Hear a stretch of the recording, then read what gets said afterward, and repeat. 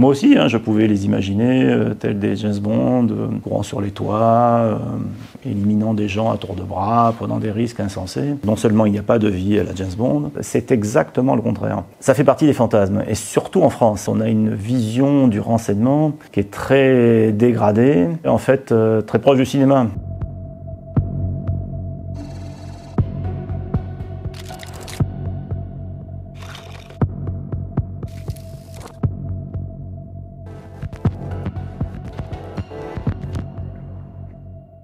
DGSE, la fabrique des agents secrets, inédit mardi 9 avril à 21h10 sur France 2 et sur la plateforme France.tv. Après avoir consacré plusieurs ouvrages au service de renseignement, vous êtes à l'origine d'un documentaire inédit qui condense des entretiens avec des agents de la DGSE réalisés au sein de leurs locaux. Qu'est-ce qui vous intéresse tant chez ces fonctionnaires un peu particuliers? C'est l'intérêt en général pour des gens qui agissent pour le bien du pays, quoi qu'on en dise, pour le bien de la collectivité, qui le font dans des conditions, on peut dire, quand même assez extraordinaires, mais qui ne recherchent aucune reconnaissance, qui ne cherchent pas de récompense, qui ne cherchent pas de gloire. Il faut bien imaginer dans quelle situation ils se trouvent. Il y en a un qui le dit très bien, c'est Bertrand. À des repas de famille, on sautait son tour quand on demandait à chacun ce qu'il faisait dans la vie. Évidemment, il mentait sur la réalité de son travail. Il se présentait de manière tellement banale qu'on ne s'intéressait quasiment plus à lui. Donc voilà quelqu'un qui faisait une fois de plus des choses extraordinaires, qui ne pouvait pas en parler. Ils disent que, ils en prennent l'habitude, mais on peut quand même imaginer qu'au fil des années, ça doit quand même un petit peu travailler. D'où quand même cette petite maintenant soupape, j'allais dire. Ils peuvent en parler quand même à leur épouse, aux gens très très proches. Ils disent évidemment le minimum, j'appartiens à la DGSE.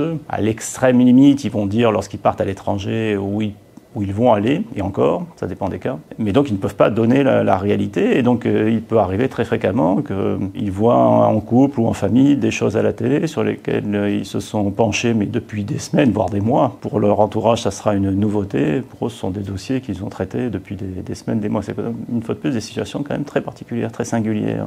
Y a-t-il une règle définie sur ce que l'on peut dire ou non aux familles? La règle à l'origine, c'était vous n'en parlez à personne. Ça évidemment c'est intenable, donc dorénavant, la consigne, c'est quand même de le dire à la personne la plus proche, donc le conjoint, homme ou femme. Ça, c'est le cas évidemment, le plus répandu. Les enfants, non, en général, jusqu'à l'âge de l'adolescence, et en adolescence un peu poussée, parce qu'évidemment, l'enfant, il y a le risque qu'il le raconte partout ensuite à l'école, c'est naturel. Chaque personne va fixer un âge où il va se dire, tiens, à partir de cet âge-là, je vais pouvoir le dire à mes enfants. Il y a un témoin qui participe donc à ce documentaire, qui est tout jeune, qui vient de rentrer à la DGSE, il doit avoir 21, 22 ans maintenant, et qui, lui, pour l'instant, ne l'avait pas encore dit, par exemple, à ses parents. Il n'avait dit encore qu'à sa compagne. Peut-être l'a-t-il dit déjà depuis aux parents. Une fois de plus, il faut bien après se confronter à la réalité du secret. C'est pas parce que vous dites que vous êtes à la DGSE que vous violez un quelconque secret.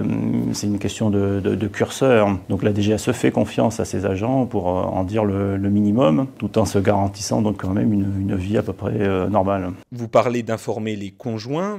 Bien qu'il puisse y avoir des accidents de la vie, y compris avec les parents, ils sont tout de même plus communs avec les conjoints. La DGSE garde-t-elle également un œil sur les séparations, sur les divorces? Tout agent de la DGSE est exposé aux accidents de la vie comme tout le monde. Ce sont des vies donc très contraignantes, des horaires très, très forts, des conditions de stress très particulières. Donc évidemment, ce sont des services, des unités qui sont les plus confrontés au divorce. Les taux de divorce sont très très conséquents à la DGSE dans les différents services. En sachant que pour le coup, la DGSE va demander à chaque agent s'il y a un accident dans sa vie, donc un divorce, une rupture, voire une maîtresse ou des relations autres, variées, d'en prévenir la DGSE. C'est plus vis-à-vis de l'agent lui-même, parce que ça va être une faille psychologique.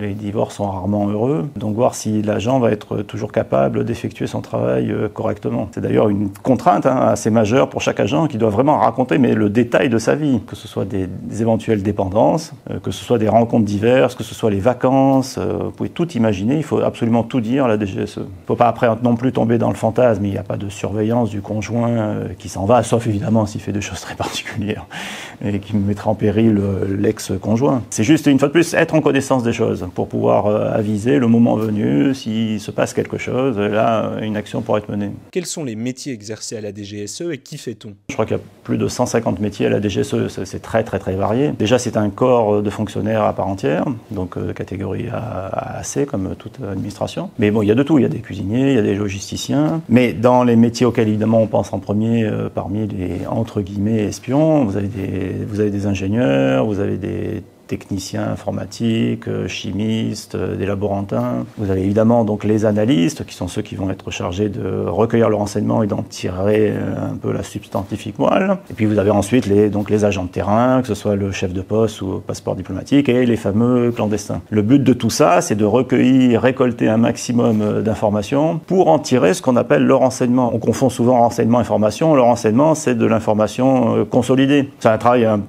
que doit faire un journaliste, de recouper des sources, essayer d'en tirer donc quelque chose de solide et un petit peu d'anticipation dans le futur. Donc c'est là où quand même ce travail est assez particulier, exceptionnel évidemment. Donc c'est récolter des informations que n'a pas le grand public. Et c'est évidemment donc une lecture du monde différente de ce que l'on peut voir dans les médias, souvent dans l'anticipation, et connaissance de ce qui se passe en coulisses, dans l'ombre, qui donc doit profiter quand même aux intérêts français. Donc c'est assez galvanisant tout ça.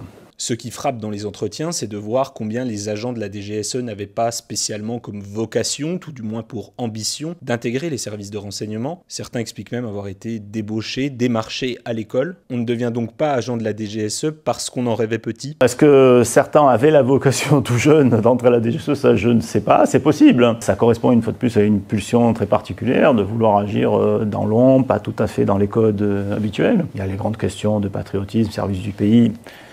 Bon, ça, il faut être honnête, c'est pas le moteur premier. En général, le moteur premier, c'est d'aller faire un métier que personne ne fait, un métier exceptionnel, dans l'ombre, la notion de secret, bien entendu, d'avoir des moyens à disposition qui n'existent pas ailleurs. Les ingénieurs, les techniciens qui vont commencer à la DGSE, ils vont avoir à disposition des moyens. Rares sont les sociétés qui pourront leur mettre également à disposition.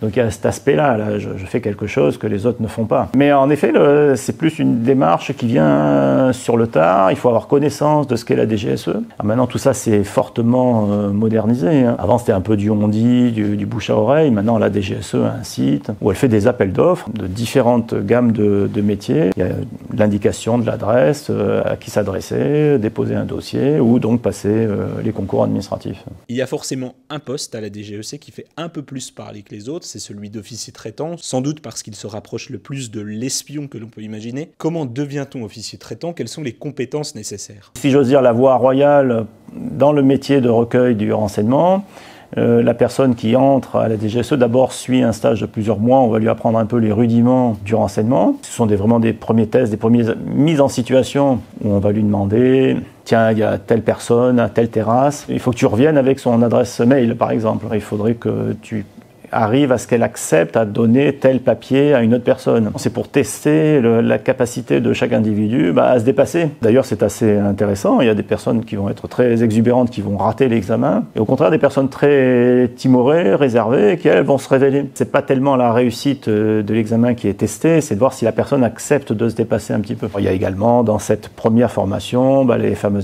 exercices de filature, contre-filature, tout un tas de choses. Donc là, au bout de ce stage-là, qui dure quelques mois, la personne devient analyste. Elle va être dans un bureau à la DGSE, affectée à une thématique particulière, soit géographique, soit plus générique. Donc c'est elle qui, une fois de plus, collecte un peu tous les renseignements qui arrivent. Alors pour le coup, d'un peu de partout, de manière technologique, technique, humaine, et qui est censée en tirer quelque chose d'intéressant. Donc ça, l'analyste, c'est quelques années. Et au bout de ces quelques années, en général 4-5 ans, il y a un autre stage, également de quelques mois, où là, vraiment, la personne apprend à devenir officier traitant. Donc c'est là où elle va apprendre vraiment la manipulation des sources, avec ce qui est toujours présenté avec le fameux acronyme MICE américain, Money, Ideology, Compromission, Ego, les 4 leviers principaux d'action sur l'âme humaine. Et donc c'est à partir du moment où il va devenir officier traitant, ils vont être au contact de sources à l'étranger. Et ensuite, il y a le stade au-dessus où vous devenez chef de poste, c'est-à-dire le représentant de la DGSE à l'étranger. Et éventuellement, donc,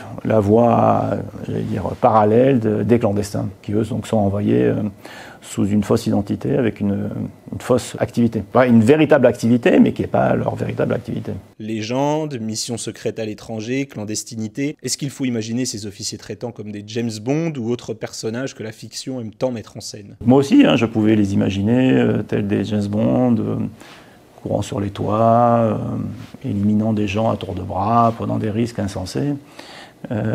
Cette vision-là, depuis, elle s'est bien atténuée. Et j'essaie, c'est un peu l'objet de mes différents livres, justement, de montrer la réalité de tout ça, qui est plus prosaïque, plus terre-à-terre, et donc qui engage d'autres principes de vie, d'autres fondements qui sont tout aussi intéressants. Et donc l'objectif, là, en particulier, de ce documentaire est de montrer la réalité de la DGSE, que ce soit dans ses locaux, que ce soit dans la réalité du travail, qui est un travail très administratif aussi. C'est une administration, la DGSE, ou que ce soit donc dans le travail sur le terrain à l'étranger. Donc non seulement il n'y a pas de vie à la James Bond, mais la très grande majorité des agents de la DGSE restent en France, restent en poste en France. Ils sont très contents de ce qu'ils font depuis la France. Il y a de quantité de métiers qui peut être fait depuis la France. Ensuite, celui qui va aller sur le terrain, oui, éventuellement, il peut être amené à mettre sa vie en péril. Alors c'est rare, hein, c'est très rare, il faut le dire aussi. Mais évidemment, ça peut arriver en fonction des périls, des théâtres de guerre, souvent. Mais c'est admis. Ça fait partie des choses qui sont dites d'emblée aux candidats à l'entrée à la DGSE. Il y a d'ailleurs un mémorial désormais dans la cour d'honneur de la DGSE qui rappelle la mort de dizaines de membres de la DGSE et du BCRA donc depuis la Seconde Guerre.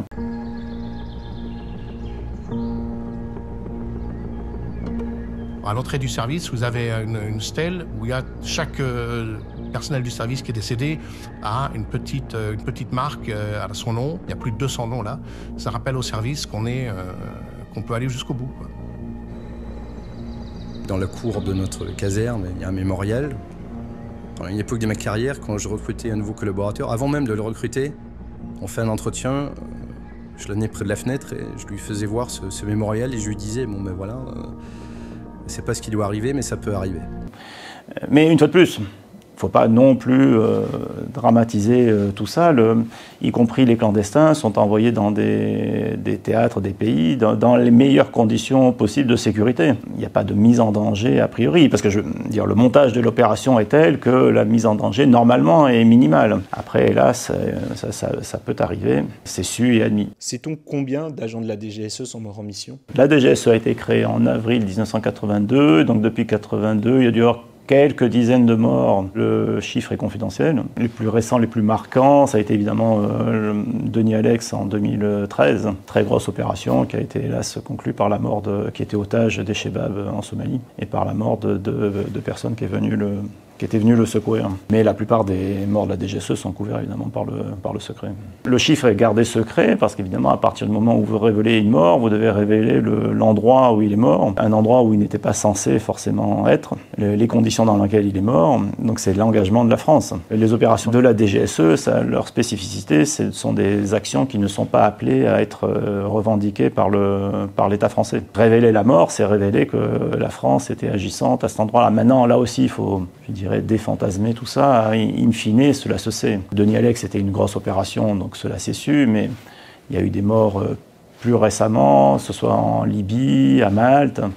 Bon, ça c'est su que c'était des agents de la DGSE qui sont morts. Dans les conditions actuelles des médias, de la circulation de l'information, l'information est gardée secrète, confidentielle un certain temps, mais in fine, ça se sait. Il y a une autre chose qui tranche avec l'idée que l'on peut se faire d'un service de renseignement, c'est la rigueur de contrôle dont fait l'objet la DGSE. On va jusqu'à réclamer des notes de frais aux agents en mission s'ils prennent un café. Cela n'est-il pas antinomique avec la nécessaire discrétion des missions ? Le contrôle de la DGSE s'est considérablement accru depuis les dernières lois sur le renseignement, donc dans les années 2010. Donc dorénavant, il faut savoir que la DGSE est certainement, à mon avis, l'administration la plus contrôlée. Il y a la délégation parlementaire sur le renseignement, vous avez la commission nationale de contrôle des transmissions, donc des interceptions, vous avez la commission de vérification des fonds spéciaux, et donc tout ça se décline dans les différentes opérations de la DGSE. Donc on demande à tout agent qui va utiliser des fonds spéciaux, des fonds de la DGSE, de justifier ses dépenses. Et donc, en effet, y compris pour un clandestin agissant avec une légende, donc sous un faux nom ou pas, mais en tout cas avec une couverture à l'étranger, on va lui demander de justifier chacune de ses dépenses. Donc s'il prend un verre avec une source, s'il prend un hôtel, s'il loue une voiture, on va lui demander le justificatif de cette dépense pour que, si contrôle il y a un jour à la DGSE, on puisse justifier de chaque euro dépensé. Donc évidemment, c'est un peu contre-intuitif avec la notion de secret, de clandestinité. Mais c'est tout à fait admis au sein de la DGSE qui a envie de montrer et là aussi de contrebattre, surtout en France, une certaine mauvaise image de la DGSE. On parle toujours, hélas, dans certaines presses de barbouze, la vieille image de la DGSE qui a complètement disparu, qui date un peu du SDEC, où en effet il y a pu avoir des mauvaises choses qui sont passées, des mauvais comportements, des écarts, des égarements. Et donc la DGSE a à cœur de montrer que ce temps-là est complètement révolu. C'est une administration très consciente de son rôle au service de la défense du pays. Et ça, c'est un des éléments qui m'a, pour le coup, frappé dans cette recherche-là. C'est très ancré chez chaque agent, y compris un tout jeune agent donc de 21-22 ans. Il rentre à la DGSE parce qu'il a envie d'assurer la sécurité de ses proches. C'est très très fort. Donc il y a une très très forte conscience de bon, on ne fait pas ça. On n'est pas des cow-boys, on n'est pas des énergumènes, on fait ça au service du pays, donc il est normal qu'on rende des comptes. Au-delà de la partie administrative des contrôles, il y a également un strict cadre légal qui tranche là encore avec l'idée de l'agent quasi anarchique dans ses actes que l'on peut parfois avoir. Comment expliquez-vous ce décalage de perception ? Ça fait partie des fantasmes, et surtout en France. En France, on a une vision du renseignement qui est très dégradée, et très, je dirais, en fait, très proche du cinéma. On imagine que ce sont des cow-boys, enfin on imaginait, c'est un peu moins vrai quand même maintenant, mais on imaginait que c'est des cow-boys qui font n'importe quoi, ils se donnent tous les droits, une fois de plus ils tirent sur tout le monde et qu'il n'y a aucun compte à rendre. C'est exactement le contraire. Ce sont des gens qui sont très cadrés, très posés, en sachant que le but premier des missions à l'étranger, il faut bien le comprendre, c'est d'être le plus discret possible. Donc c'est pas du tout des playboys, m'as-tu vu, armés, c'est exactement le contraire. Ce sont des gens très posés qui vont faire les choses les plus cadrées possibles pour que justement ne pas être repérés par les services étrangers, pouvoir rentrer en France le plus tranquillement possible et rendre des comptes pour qu'ensuite leur direction de suite puisse rendre des comptes à leurs autorités également, qu'il n'y a pas eu de problème, que la France n'a pas été compromise dans quelque pays que ce soit. Donc il y a vraiment cette notion-là première.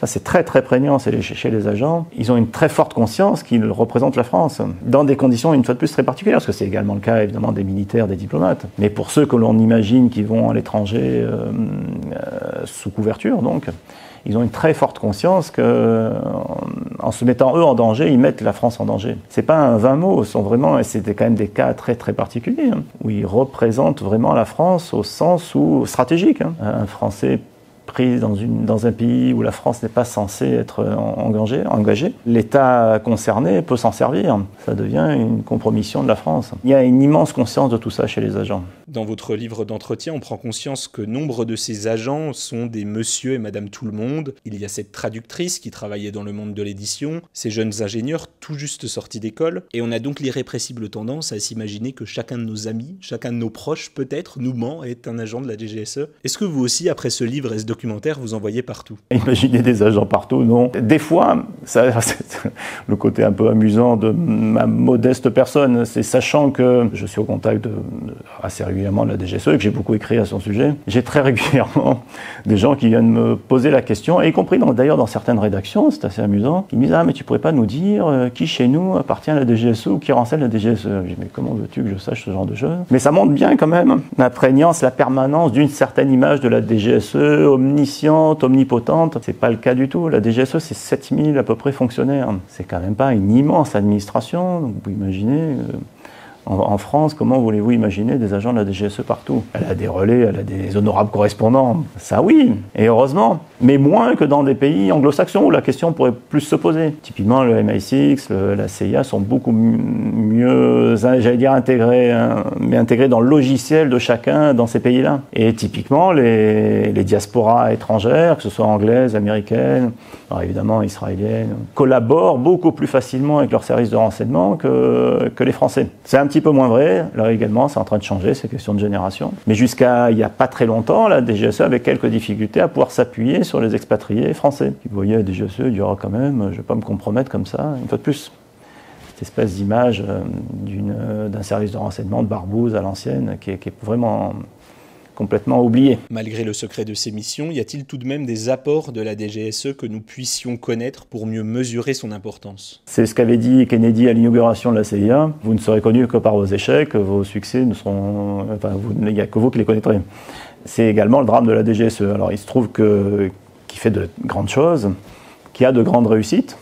D'ailleurs, Bertrand nous le dit très bien dans le film. Donc on l'a interviewé en 2023. Il me dit, mais on a eu un très grand succès très récemment. Et donc évidemment, je lui pose la question, mais où? Et il me dit, évidemment, je ne peux pas vous le dire. Qui a franchi un peu la barrière de ce qui peut être raconté, la barrière publique, c'est donc 2003, quand la DGSE, avec, il faut le dire, d'autres services de renseignement français, démontre, enfin en tout cas, affirme qu'il n'y a aucune preuve de l'existence d'armes de destruction massive en Irak. Ça, évidemment, c'est un fait d'armes premier. Anne, qui est officier contre-prolifération à la DGSE, raconte très bien en 2003 les éléments qu'elle a pu apporter au pouvoir pour expliquer la position de la DGSE. Et donc sa grande fierté ensuite d'entendre Dominique de Villepin à l'ONU reprendre certains des arguments qui avaient été donnés par la DGSE.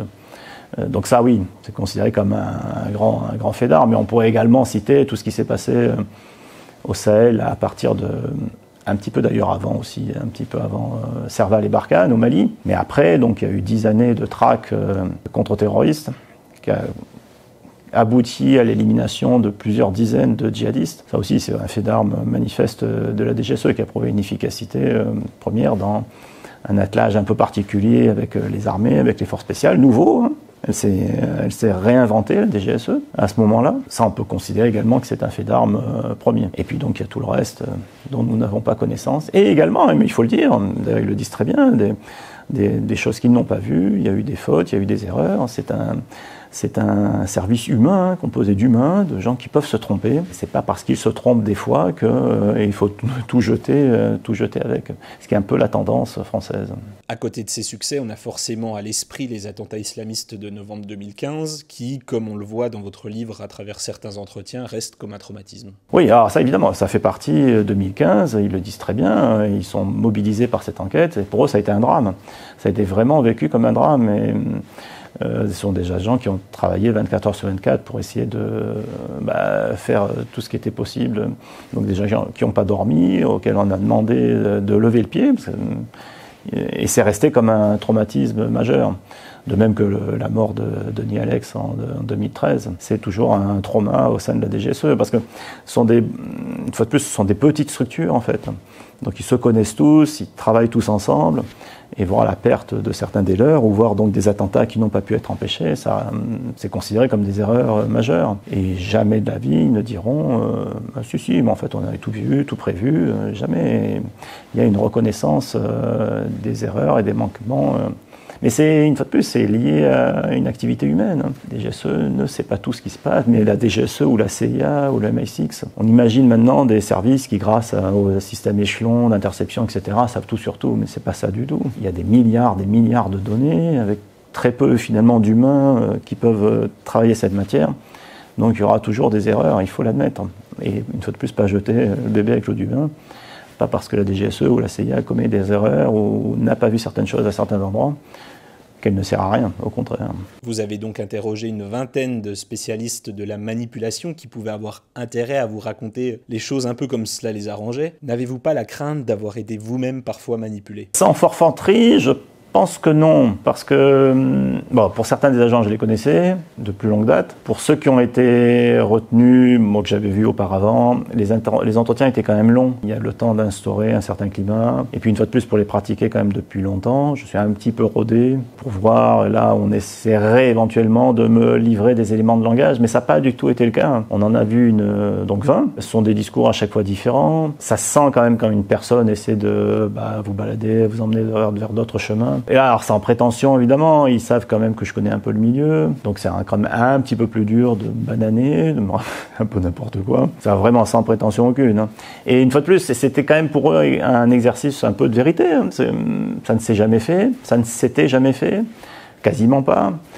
Donc est-ce que ça valait le coup de faire une grosse opération comme ça, d'accepter des conditions de tournage contraignantes? Ça a été quand même assez lourd. Hein. Faire rentrer des équipes de caméras dans un lieu qui est censé ne pas parler, c'est quand même assez antinomique. Donc faire tout ça pour in fine livrer un tableau complètement lisse de gens qui racontent ce qu'on leur a dit de raconter, ça valait pas le coup. Donc il y a vraiment eu un gros exercice de franchise, de part et d'autre, où chacun avait envie de montrer la réalité de son métier. D'ailleurs, de ma part, sans oublier que certainement l'objectif de la DGSE via ce documentaire, c'est d'attirer des gens. Mais attirer des gens dans l'honnêteté de ce qu'ils vont avoir à faire.